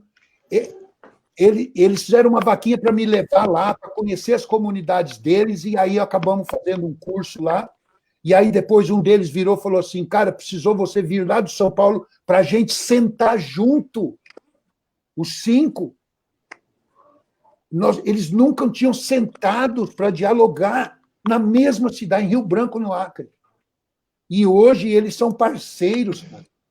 Entendeu? O Renato está lá na Arco-Íris, a Marlene, a esposa de um cara que eu conheci, que me levou lá, da Peniel, o mestre Messias, que é lá da comunidade do Santo Daime. Ele falou, então eu não vou poder filiar? Eu falei, não, o senhor não vai poder filiar. Entendeu? Continue ajudando as pessoas do seu jeito, mas a comunidade terapêutica, ela tem que ser livre de qualquer substância psicoativa, né, para ser filiada a uma federação. Então, nós temos que tomar muito cuidado. Eu sou contra pessoas que defendem a redução de danos como a primeira, a melhor, a única, entendeu? Sou completamente contra. Não é verdade. Não é verdade. A gente tem que desejar o melhor para a pessoa. E para o dependente químico, a melhor coisa é a abstinência. Não tem. Quem é dependente Concordo, professor. Concordo. Quem é dependente sabe disso. Entendeu? Não tem outro. E mais ainda, né? E mais ainda, né, Maurício? Além da gente, a redução de danos ser a prioridade, deixar com que as pessoas, porque hoje o dependente químico, quando ele quer parar de usar, ele clama pela abstinência. Exato. Ele clama por uma internação. Exato. E aí ele não tem a vontade do indivíduo naquele momento, ela é lesada. Né? Ela não é vista como a vontade, porque ela não é uma opção por causa de ideologia, porque pelo que o outro que está lá na ponta, prestando aquele serviço, não respeita a vontade do indivíduo de querer a abstinência. Isso que é pior. É nessa hora, Patrícia, é nessa hora que, para a redução de danos, ele é incapaz. Para usar, ele é capaz. Para usar, ele é dono dos seus direitos, ele tem o direito de fazer o que ele quer, tal. Mas quando ele opta pela abstinência, que é um tratamento, não, você não está bem da cabeça. Entendeu? Olha que absurdo. O cara está morrendo afogado. O cara está morrendo afogado, entendeu? E a pessoa quer falar para ele que dá para ele aguentar mais um pouquinho, é só ele parar de dar uma. É só engolir a água devagar. Você está morrendo afogado? Engole a água devagar. Você sabe que eu presenciei aqui, pessoal, aqui em Brasília, eu presenciei algo muito grotesco. Uma senhora de origem humilde procurou tratamento para o filho e foi indicado a ela o Centro de Atendimento Psicossocial. E quem conseguiu o atendimento para ela foi a patroa dela. Ela mora numa área muito distante de Brasília. E ela faltou ao serviço, pegou o filho, levou lá. E quando chegou lá no centro de Brasília, que é exatamente a Cracolândia do Buraco do Rato, onde eu trabalho, onde eu fui usuário, na hora que ela viu que estava todo mundo em volta do CAPS usando drogas, ela falou, mas meu Deus, como é que meu filho vai se recuperar aqui? Aí ela entrou com o filho. Chegou lá, ela sentou junto a um profissional pago com nossos impostos, né? E para o atendimento. Aí o profissional perguntou para o filho dela, qual que é a substância que você usa? Ele falou, não, eu uso crack, né? Eu estou fumando crack. E, poxa, eu preciso parar de usar, eu não aguento mais sofrer, eu estou destruindo a minha casa, a minha família. A última coisa que eu levei foi o motor da geladeira, porque a geladeira eu não consegui levar, que era pesada demais. Aí a mulher falou assim, mas por que você acredita que você tem que parar de usar drogas? Você pode usar numa quantidade menor ou usar uma de menor potencial ofensivo a você. A mãe virou e falou assim, como é que é? Como é que você está dizendo para o meu filho que ele tem que parar de usar, que ele não tem que parar de usar drogas? Falou, não tem. Aí o filho olhou para a mãe e falou assim, mãe, olha só, eu estou com muita vontade de usar. Eu acho melhor eu usar, então. E foi-se a vida de ali o filho ficou na Cracolândia e a mãe foi embora desolada. Ela entrou em contato comigo, conversou comigo, me explicou. Eu falei para ela, olha, faz o seguinte, quando seu filho pisar em casa, você me liga, que se ele ainda estiver nesse pedido de ajuda, que é algo muito raro, demora muito para acontecer, ele pode vir para cá, que aqui a gente não vai matar ele afogado dando mais um copo d'água, né? A gente vai acolher com amor e com carinho. É dolorido cortar o vínculo com a substância. É horrível, não é fácil parar de usar drogas, mas é possível estacionar essa doença. E a comunidade terapêutica é um ambiente que gera toda a proteção ao indivíduo. Você falou uma coisa, Maurício, que me fez lembrar um acolhido que eu tive, que ele não tinha mais família por ele. Quem trouxe ele para mim foram 5 amigos de infância, porque os pais morreram, ele deu cabo na herança, ele ficou em situação de rua e 5 amigos de infância o trouxeram. E eles participaram das reuniões de AE, Eles participaram de todas as visitas, nunca deixou faltar um material de higiene pessoal, nada para ele. E quando ele saiu, eles conseguiram alugar um kitnet para ele e já arrumaram emprego para ele. Então, assim, família não é só aquela do vínculo biológico. Família é principalmente aqueles que nos acolhem na dor. Porque é muito fácil você amar uma pessoa que te faz bem, que não está problema, que não está sofrendo. Agora, amar e cuidar de quem está sofrendo é muito difícil.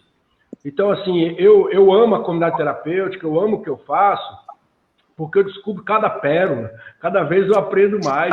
12 aninhos que eu estou fazendo isso e eu vejo cada coisa. E agora eu quero desafio, eu quero atender mulheres trans, eu quero atender mães nutrizes, mães gestantes, assim, porque, imagina, Maurício, pessoal, o tanto que aumentou olha, Patrícia, a violência contra a mulher durante a pandemia triplicou.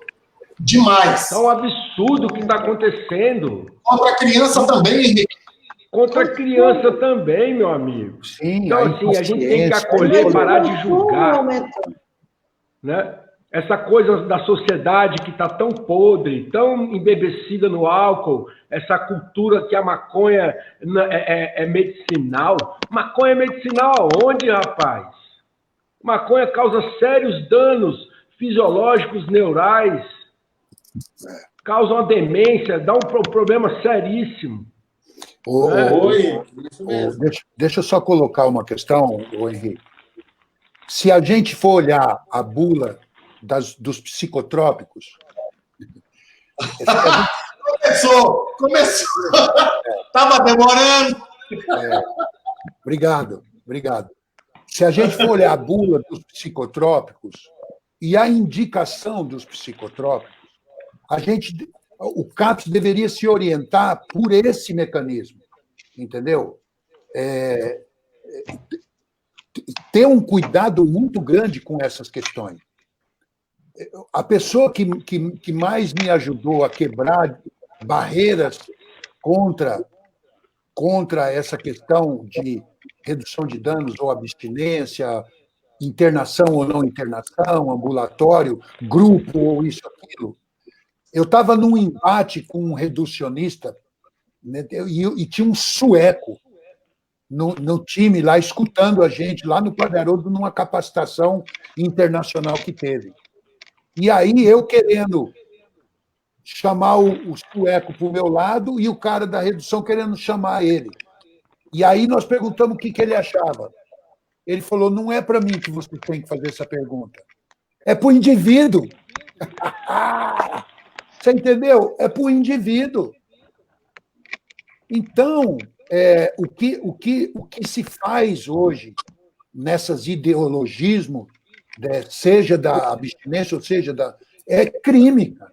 É não respeitar o indivíduo. Então, a gente tem que tomar muito cuidado. Nós temos a nossa experiência. Eu, por exemplo, uma das grandes aulas que eu dei foi sobre prevenção de recaída, entendeu? E eu sou um cara extremamente compreensivo com a recaída, entendendo que ela pode fazer parte da doença e ela pode fazer parte da recuperação. Agora, eu não tive recaída, entendeu? Eu conheço pessoas que tiveram recaída e são contra a recaída, não entendendo ela como uma possibilidade. Compaixão, Maurício, compaixão. Exatamente, nós não podemos fazer isso, é moral, entendeu? Isso é moral, entendeu? Quem recaiu é porque não tem vergonha na cara. Para! Se essa doença fosse... Se a compulsão, por exemplo, vamos falar da hipertensão, vamos falar da diabetes, o índice de recaída entre diabéticos e hipertensos é tão alto quanto da dependência química. E os tratamentos são extremamente eficazes. Entendeu? Então, por que na dependência química o profissional é tão preconceituoso assim? Entendeu? Eu estou falando profissional. Entendeu? O profissional. Nós precisamos romper com esse tipo... Tudo é mais difícil. Ninguém fala, se você comer um doce de novo, eu vou deixar na rua. Eu não vou te levar para o hospital. Eu desisto de você. Entendeu? Tem filho que dá doce para os pais, tem filho que briga com os outros porque dá doce com o pai. Ou seja, esse problema é humano, não é do dependente químico. Não, já pensou se o açúcar fosse considerado uma droga como é a maconha, aí o cara fosse encontrado na rua com um pacotinho de açúcar, ele ia ser preso. Maurício, eu queria só, para finalizar, que eu acho que já passou de 1h30, se não me engano, a nossa live. Rapaz, essa live é 1h40. Nós íamos ficar até umas 3, 4 horas, ia ser pouco, porque o Maurício Lander é um dos caras que mais tem bagagem na área de dependência química, né? É uma aula, cara, sempre está com o professor. Então, eu queria agradecer já, primeiramente, a participação ilustre do grande Maurício Landri, que foi o meu professor querido, que eu guardo muito carinho e respeito. E já deixar minhas considerações finais aqui. Patrícia, Henrique França, Elison, muito obrigado por mais essa live. Obrigado a todos que assistiram a gente, os meus amigos, a minha família. Minha família eu acho que está aí também, mas eu acho que eles não escrevem. Mas a família do Maurício está. Então, um beijo a todos aí, agradeço de coração. Professor, queria que o senhor deixasse uma mensagem para as famílias, para os dependentes, para todo mundo que está nos assistindo aí. Tá, bom, primeiro eu quero dizer assim, que eu estou muito feliz, eu estou vendo um monte de comentários de grandes amigos, pessoas que passaram comigo no programa feminino há 23 anos atrás, que são grandes profissionais hoje, pessoas que estão na abstinência também há muitos anos, pessoas recuperadas no processo do tratamento, né, pessoas que passaram aqui pela Santa Carlota, que são grandes homens, grandes pais, grandes filhos, grandes profissionais, pessoas como vocês. Eu estou muito feliz de ter tido essa oportunidade. Acho que por esse meio tão descontraído, a gente falou de coisas tão técnicas, tão profundas, tão necessárias, e, ao mesmo tempo, numa linguagem acessível a qualquer um de nós, né? Quem é mais técnico entende o que a gente está falando, e quem é leigo também entende o que a gente está falando. Então, eu agradeço de coração o convite de vocês.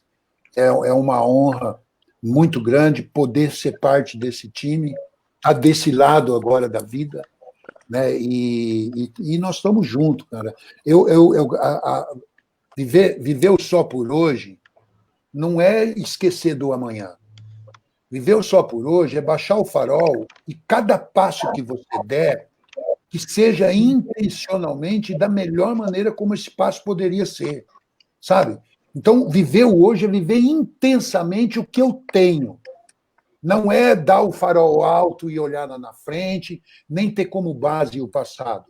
Isso é inevitável. Eu não posso viver o amanhã hoje, nem viver o ontem hoje. Então, viver o só por hoje é viver hoje. É viver hoje. Entendeu? E é o que nós estamos fazendo. E essa experiência nossa aqui é a que o Bill e Bob tiveram 85 anos atrás.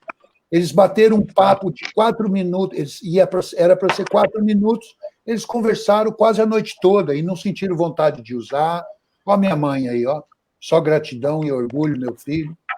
Né? Acho que por ser mulher, por ser mãe, foi a que mais sofreu com a minha dor, e eu espero que hoje eu seja esse orgulho que ela está dizendo aí realmente. Então, muito obrigado por vocês todos, são grandes amigos. Eu não quero citar nomes mais do que eu já citei, mas pessoas do Brasil todo aí, grandes amigos como vocês. É só por hoje, vamos vivendo um dia de cada vez. Então, vamos lá, Patrícia. Gente, eu quero agradecer, né? É um prazer, né? Um sábado à noite, quem diria, né, gente? Algumas 24 horas atrás, um sábado à noite, 10 horas da noite, e a gente falava aqui de recuperação, né? De vida. Isso não tem preço, né? Não. Eu acho que a essência desse programa, né, quando os meninos me chamaram para vir, primeiro para representar as mulheres, né? Porque eu sempre friso na importância da recuperação da mulher. Se tivesse só homem nessa bancada, não ia prestar, não, né? Mas, assim, de como que eu fico feliz, e vi várias aqui, ó, anotei o nome delas, que eu tô ligada nas mulheres aqui, ó. Eu vi um comentário da Marta Lima, falou aqui durante a nossa live, a Nina dos Santos Trevisan, a Maria Lúcia Bertoni. Então, quero mandar um beijo para todas as mulheres que estão aqui nos assistindo, né?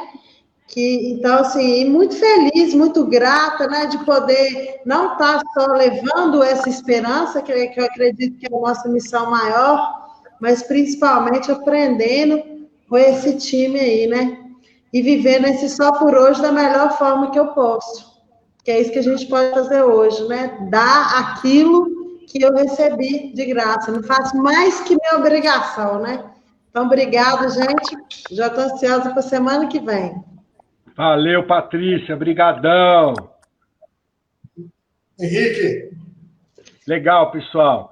Maurício, obrigado, cara. Obrigado pelo teu legado. Obrigado por tudo que você vem construindo, principalmente na educação de tantos profissionais que atuam na comunidade terapêutica.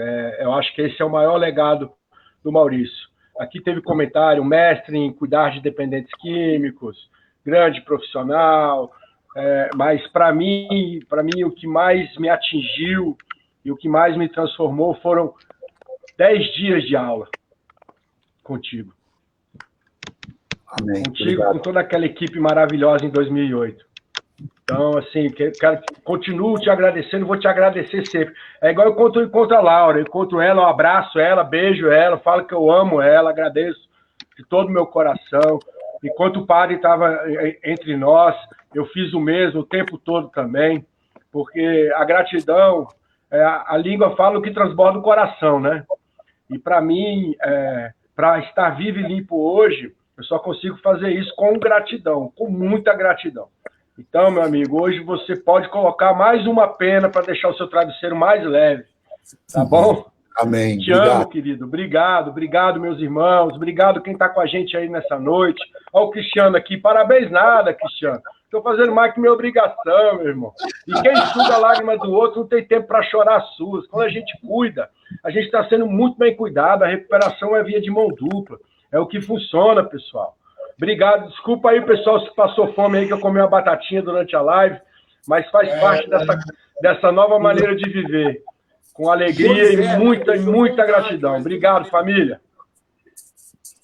Gente, eu também quero agradecer aqui do Maranhão a participação da minha mãe, Marlene de Jesus, a participação do Marcos Roberto Pinto, da Celiane, que está com sua filha nesse momento de 15 anos, desaparecida, já fazendo 8 dias hoje, mas ela está sendo atendida, acolhida, a mãe, né? Ela está sendo... Tanto é que ela participou da live aqui, e eu fico muito feliz por isso. Nós estamos alcançando o nosso objetivo de unir o Brasil, de mostrar para as famílias, principalmente para essas que estão sofrendo nesse momento, que é possível a recuperação, é possível cuidar um do outro. Maurício, muito obrigado. Eu fico grato por você ter sido meu professor lá em Imperatriz, com o Célio Luiz Barbosa, enquanto FENACT, em 2019. Aula maravilhosa que nós tivemos aqui no Maranhão.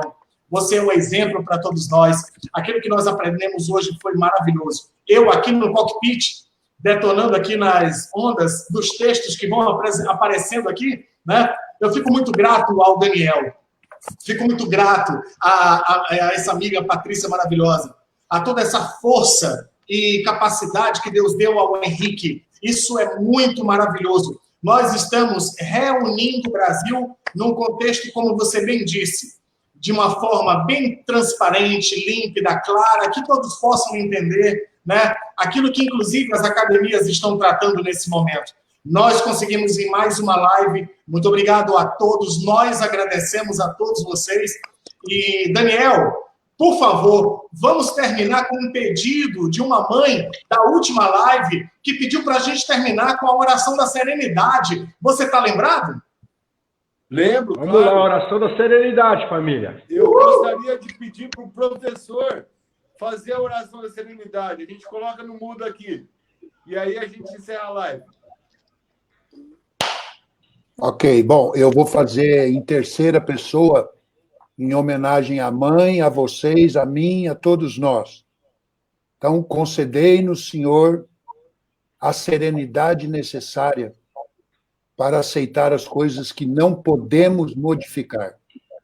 Coragem para modificar aquelas que podemos e muita sabedoria para distinguir uma das outras, para distinguir a diferença. Vivendo um dia de cada vez. Um grande abraço a todos vocês. Que Deus esteja... na verdade, Ele está sempre conosco. Que a gente possa abrir a porta para enxergar Ele na nossa vida. Um grande abraço. Valeu, Brasil! Tamo junto.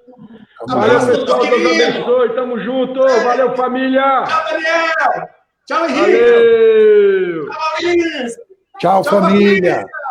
Tchau, Patrícia. Tchau, família. Henrique, Daniel. Amores. Rita, vai. Até sábado que vem! Até sábado, galera. Um abraço, beijo forte no coração. Vamos seguir Vai, sóbrio menino e lindo! sereno.